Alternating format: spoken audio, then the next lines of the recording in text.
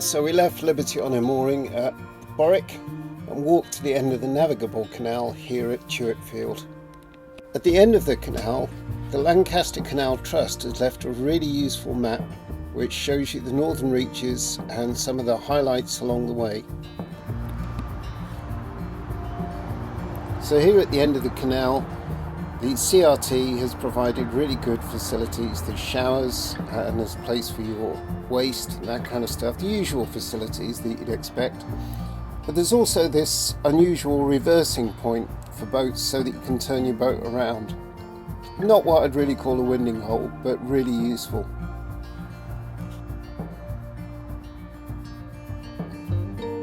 Here you're only a few meters from the M6, which you can glimpse through the trees.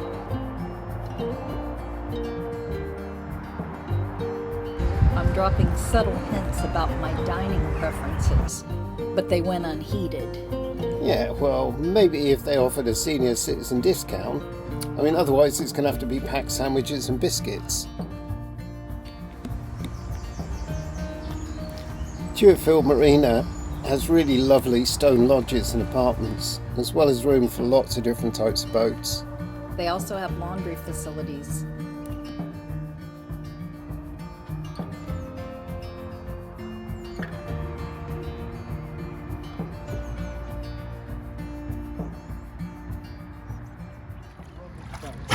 The next morning we begin our walk with our walking buddies, John, Joe, Ken, and our dogs, Tilly, Rum, and Max. Yeah, it was a hot day. Look at how clear that water is.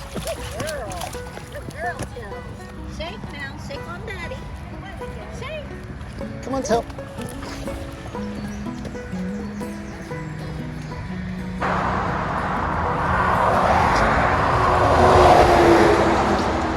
We're coming for a nice quiet walk. It's so peaceful on the canals.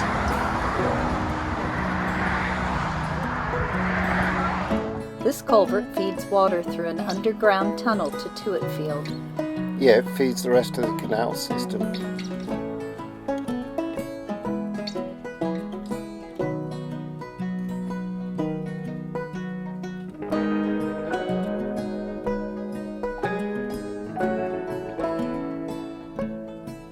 There are 8 disused locks on the northern reaches, and they lift boats 75 feet in half a mile, which is why they're all so deep.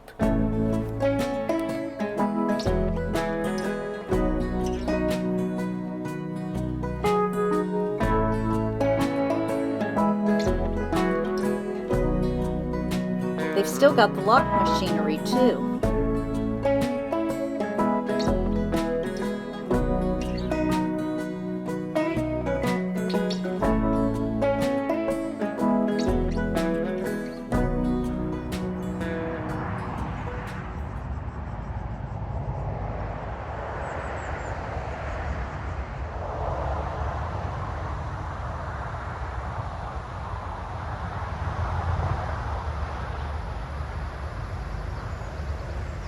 I'm wondering if this isn't an old culvert to keep the lower pounds from getting too shallow. Any other ideas? Leave a comment below. Removing the lock gates has resulted in a series of really lovely waterfalls.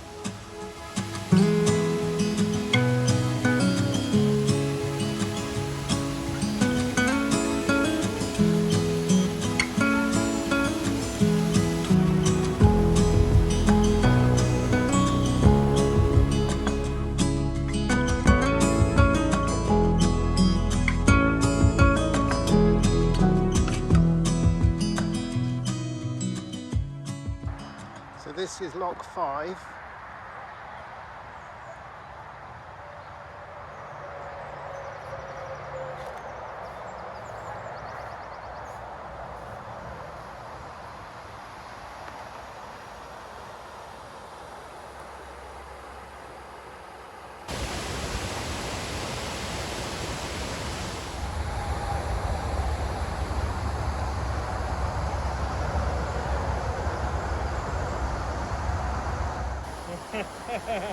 You know it's a video, you don't have to stay still. Wrong, over here. Yeah.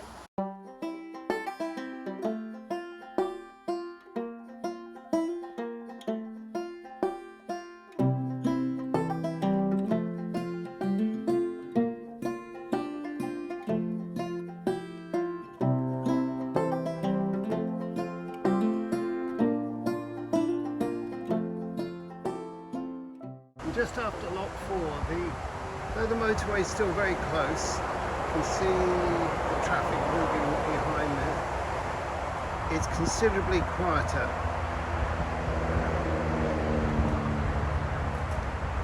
And eventually the canal will make its way away from the motorway, which will be quite pleasant.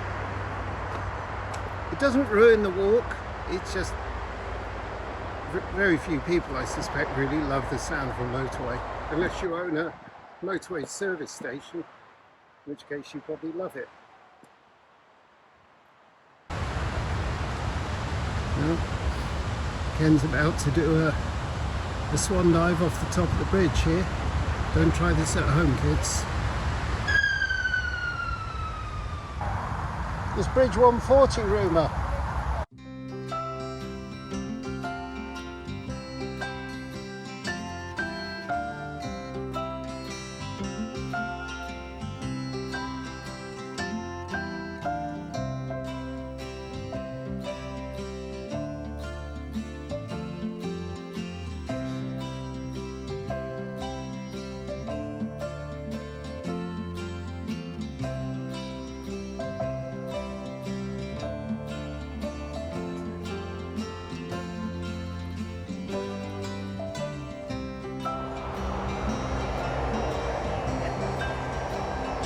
There she's in. And Tilly. Tilly's having a drink.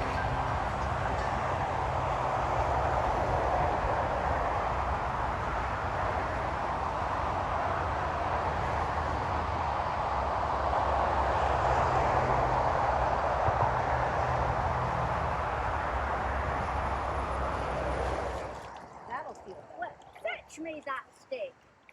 Go and get the stick, look. Not going down. Talk about reluctant.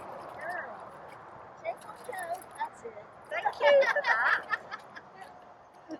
Is that nice, Till? Oh, it feels good then. Enjoying that? Thank you, I've got nice wet legs now. Shake on toes. Spread it around, Phil. Here's some interesting facts about lock gates. Every gate is made to measure to ensure that they're watertight. And there's almost 100 handcrafted gates made each year. The typical life of a lock gate is 20 to 30 years, so they're constantly updating and replacing. Manufacturing takes anywhere between 5 to 20 days, and the lock gates are made from British oak. I'm going to include some information in the description if you're interested in learning more. When you get past the last of the locks, you eventually arrive at Saltmire or Saltermire Bridge, which is a Grade 2 listed building.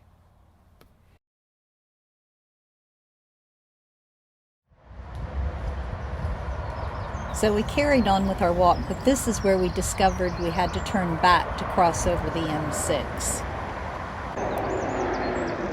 And this is where it comes to an end. There's the motorway, as close as can be.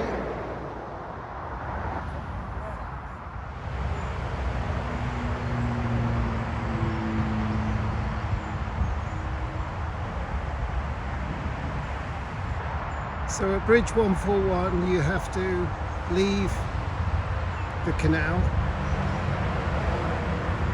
You can't actually drive down here. Presumably this is for police and Canal and River Trust vehicles. There is an approach lane, and the road then crosses the M6 for us to pick up the rest of the northern reaches.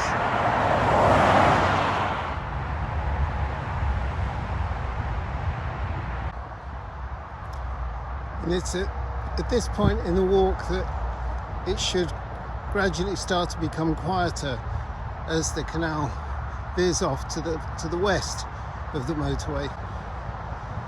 Joe asked, I wonder what it was like during lockdown. I'm sure it was very much more peaceful. I think we can all remember when we did get out and about the noticeable increase in peace and quiet from not having all the traffic noise. But don't get me wrong, I like to see people out and about.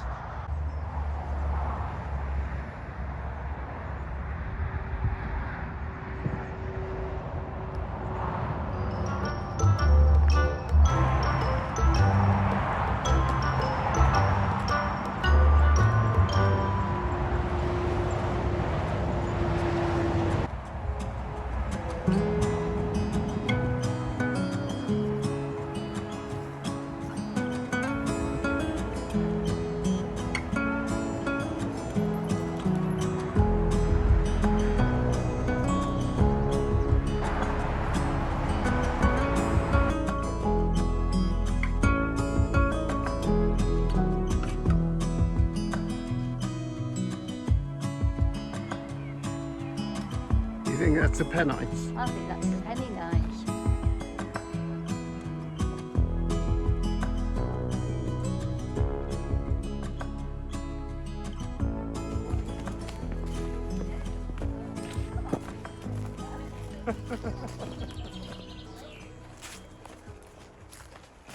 To fit your exact boat. dimensions. You didn't want that to move, did you? That's all right. That's a bit of tail, bit of dog, bit of Tilly marking her territory. This is nature at its finest. It's very peaceful, isn't it, Tilly?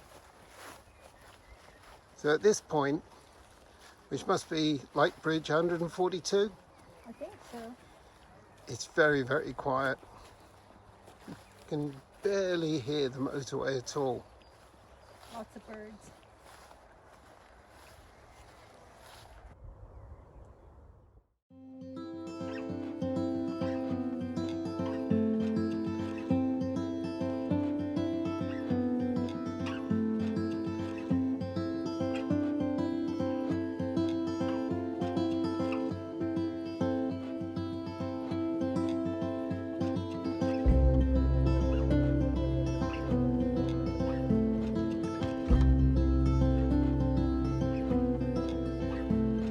Seems that some things never change. Birds are still following the plough.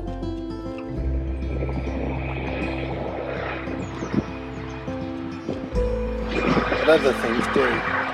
Back in the day, all this freight would have probably gone by this canal.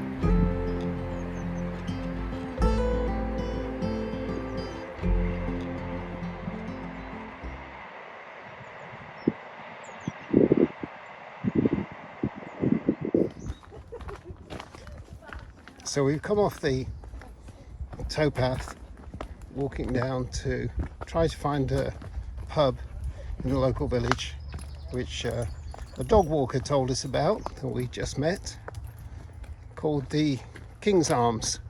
Apparently it's not very far down here, so we just turn right at the bottom of these steps and then go to a T-junction, then we turn right again. Here's the aqueduct. It's an aqueduct, Ken. Yeah. Don't worry, Ken, there's light at the end of the tunnel. Yeah, I can see it.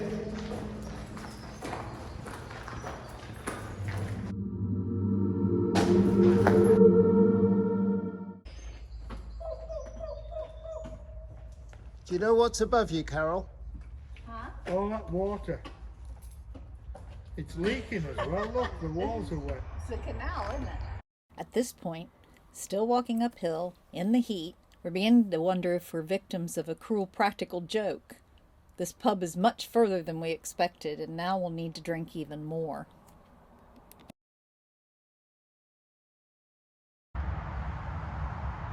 I wish you could smell this. This is fresh cut hay. It smells gorgeous. The wind's blowing that off towards us, just being left to dry before they put it up into sheaves.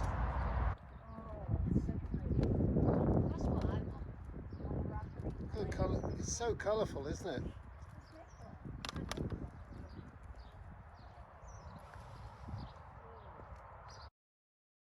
Burton in Kendal looks deserted. We half expected to see tumbleweeds.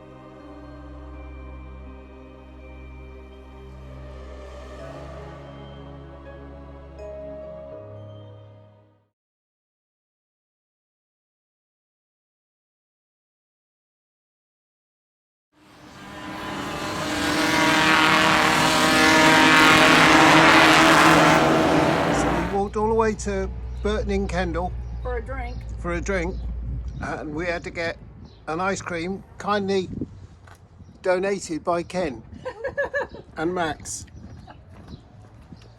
Max is obsessed with shadows, in case you're wondering what he's distracted by. There's Tilly and Rumour.